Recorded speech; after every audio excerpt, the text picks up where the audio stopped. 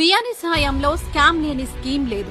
స్కామ్ల కోసమే స్కీమ్లు తెచ్చిన ప్రబుద్ధుడు కేసీఆర్. కాళేశ్వరం నుంచి గొర్రెల పంపిణీ వరకు అన్నింట్లోనూ మేశారు. చివరకు హరితహారాన్ని కూడా వదల్లేదు కేసీఆర్ దండు. మొక్కలు నాటకముందే అవినీతిని నాటారు. కోట్లు స్వాహా చేశారు. ఆ అవినీతి వేర్లు రాష్ట్రమంతా విస్తరించేలా మెక్కారు. హరితహారం కోసం భారీగా ఖర్చు పెడుతున్నామని కేసీఆర్ ఘనంగా ప్రకటించాడు.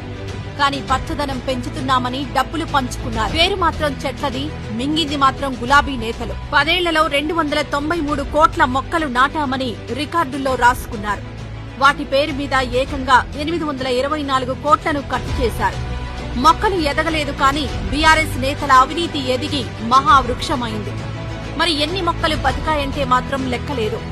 ఎందుకంటే నాటడం, ఫోటోలకు పోజులివ్వడం, ఆ తర్వాత ప్రచారం చేసుకోవడం గులాబీ నేతలకు తెలిసిన విద్య. చేసేది గోరంతా, ప్రచారం మాత్రం కొండంత.